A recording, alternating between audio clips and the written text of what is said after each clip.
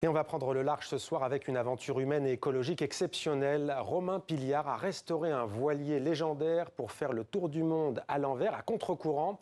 Objectif, promouvoir l'économie circulaire, mais ce périple ne s'est pas forcément passé sans encombre, on va le voir. Est-ce d'ailleurs possible sur les océans, à 2 semaines du coup d'envoi de la conférence de l'ONU sur l'océan, qui se tiendra à Nice, dans le sud de la France. Le navigateur fait escale sur notre plateau. Bonsoir Romain Pilliard. Bonsoir. Soyez le bienvenu sur TV5 Monde. Vous êtes donc navigateur et vous êtes l'auteur avec Éric Loiseau, lui-même skipper, de Use It Again, ensemble vers l'économie circulaire. Use It Again, on pourrait le traduire par utilise-le à nouveau. On a bien compris la démarche. Alors d'abord, peut-être, ce nom, Use It Again, c'est aussi un nom mythique pour celles et ceux qui aiment la voile. Pourquoi ? Alors, Use It Again, c'est effectivement une baseline, une punchline qu'on voulait donner à notre projet. Qui a été de redonner une seconde vie à cet ancien trimaran de course de légende, qui était l'ancien bateau d'Ellen MacArthur, la fameuse navigatrice qui avait fait 2e du Vendée Globe 2000 et qui ensuite avait battu le record du Tour du Monde en solitaire sur ce bateau. Et donc, ce bateau a changé de main. Il avait été un peu à l'état d'abandon. MacArthur, on la voit sur ce bateau à l'époque. La navigatrice britannique, elle aussi entrée dans l'histoire. L'ultime B&Q, Castorama d'Ellen MacArthur. Alors, comment est née cette aventure ? On est en 2015 avec votre épouse. Vous êtes, on parlait de l'actualité en Asie notamment. Vous êtes à Hong Kong ? Alors, à Shanghai. Exactement. On passe l'année à Shanghai. Mais vous avez raison, puisque je suis passé par Hong Kong et j'ai rencontré effectivement le propriétaire à l'époque du bateau. Et voilà, chemin faisant, discussion avançant, on se dit qu'un nouveau projet serait vraiment essentiel. Voyant la pollution dans la région aussi. Oui, exactement. Nous avons été très marqués par évidemment toute la pollution. À l'époque, c'était le grand boom de la Chine. Et donc, on s'est dit qu'il y avait quelque chose à créer. Moi, fan de voile, navigateur, je me suis dit que ce bateau méritait une seconde vie. Alors, on parle bien d'un bateau construit pour battre des records. À l'époque, 23 mètres de long tout de même, conçu, on le disait, par la navigatrice. Comment est-ce qu'on restaure un tel bateau ? Alors, ce bateau-là, il était, comme je dis souvent, c'est comme une vieille maison bretonne. Les fondations sont très bonnes, un bateau très bien construit, mais effectivement, les périphériques, les voiles, les bouts, le matériel, tout ça est un peu à refaire ou à changer. Et donc, c'est là où il faut justement être le plus économe possible, j'allais dire. Et si on peut réutiliser le maximum de matériel possible pour éviter d'acheter neuf, de consommer neuf, le pari est gagné. Alors, le pari était gagné avant de monter, de parcourir les océans. Pourquoi ? Pour nous sensibiliser à l'économie circulaire, faire un tour du monde à l'envers. À l'envers, choisir effectivement aller à contre-courant, bien évidemment. Il y a cette métaphore, bien sûr. En fait, ce qui est intéressant avec ce record officiel, c'est qu'on parle du record à l'endroit. Mais là, je ne peux plus le battre avec ce bateau puisqu'il est dépassé technologiquement par les derniers bateaux, les trimarans ultimes, comme on les appelle. Mais à l'envers, c'est un record officiel également. Le record date de plus de 20 ans aujourd'hui. Et c'était intéressant d'aller justement à contre-courant avec ce bateau-là. Vous avez mis combien de temps ? C'était en 2022 ? Alors, tout cumulé, parce qu'il y a eu des escales, etc. Il faut découvrir l'aventure dans le livre. Et j'ai mis un petit peu plus de 6 mois. Un peu plus de 6 mois. Qu'est-ce qui a été le plus dur ? Est-ce que vous avez senti la différence tout de même ? Parce qu'il faut aussi dire les choses. C'est pas demain la veille qu'on verra un Vendée Globe l'emporter avec un bateau recyclé, quoique, on ne sait jamais, avec l'avancée des hautes technologies. Mais qu'est-ce qui a été le plus dur ? Alors en fait, ce qui est pas évident justement sur ces bateaux-là, c'est que ce sont des bateaux très grands. Voilà, j'ai jusqu'à 400 mètres carrés de voilure au maximum. Et en fait, les systèmes, les poulies, les winches, tout ça sont d'époque. Alors, on ne parle pas de bateaux qui a 50 ans non plus, mais ça a fait de tels progrès que c'est beaucoup plus simple aujourd'hui sur les bateaux. Donc en utilisant des anciens systèmes, on est quand même dans la difficulté.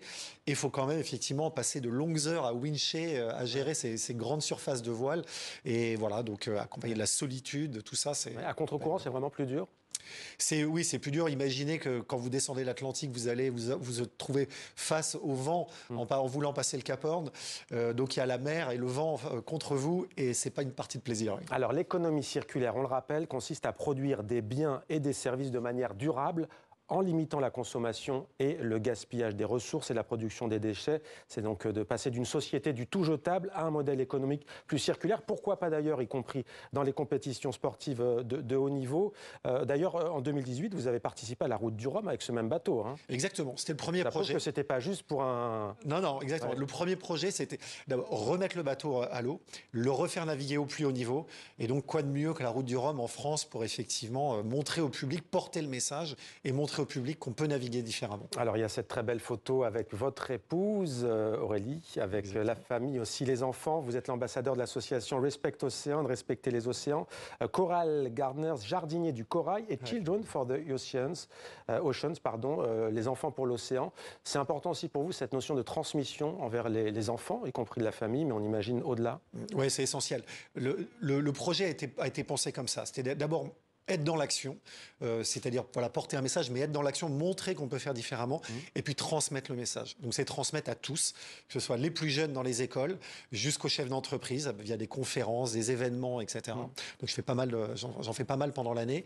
Et donc cette notion de sensibilisation, d'éducation est prioritaire. Si on veut agir aujourd'hui pour l'environnement, il faut sensibiliser. C'est-à-dire qu'il faut agir différemment. Mais il faut emmener les enfants, votre fils était avec vous, hein. Il faut les emmener en mer, il ne faut pas les couper de la nature, il faut qu'ils voient parfois les dégâts. D'ailleurs, on voit dans des associations qui ramassent sur les plages, notamment en France, mais pas seulement, de par le monde, on voit qu'il y a tout de suite un intérêt direct. Oui, exactement. Je pense que c'est très important de mettre les enfants en contact de la nature. Il y en a beau, on peut habiter à Paris, en ville ou ailleurs, il y a de la nature. Il y en a, il faut aller à ce contact. Et on a trop souvent été séparés, éloignés de cette nature. On n'a pas tous la chance de vivre en montagne ou au bord de mer. Bien sûr. Et donc c'est vraiment essentiel de mettre les enfants au cœur de cette nature pour qu'ils comprennent le vivant et le lien qui nous relie au vivant. Alors nous sommes le lundi 26 mai. Dans 2 semaines, le 9 juin, débutera à Nice, dans le sud de la France, la 3e conférence des Nations Unies sur l'océan, l'UNOC 3, donc, du 9 au 13 juin. Est-ce que vous y serez? Oui, j'y serai, bien sûr. Ouais. C'est vraiment un rendez-vous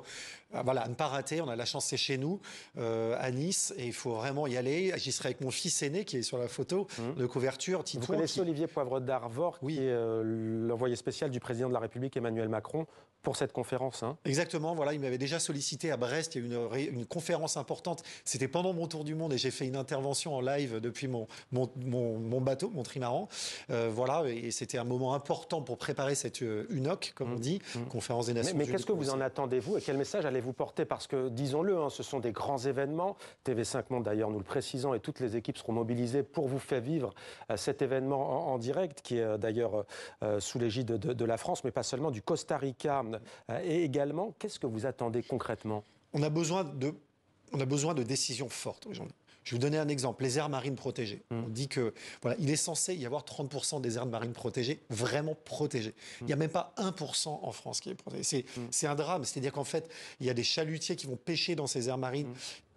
Elles ne sont pas protégées. Donc en fait, alors que ça fonctionne très bien concrètement, ces zones protégées. Exactement, on sait que dès que c'est réellement protégé, les écosystèmes revivent, les poissons reviennent, la faune, la flore revient. Mais vous savez qu'il faut tenir compte des impératifs économiques. Regardez par exemple ce dont on parle, les agriculteurs. On a d'un côté celui qui a ses abeilles qui dit moi mes abeilles elles vont mourir, et puis de l'autre côté l'agriculteur qui dit moi je suis betteravier et je peux pas cultiver. Oui, mais il faut avoir une vision à long terme aujourd'hui. Je pense qu'aujourd'hui on est obligé, on en parlait pour nos enfants, pour les générations à venir.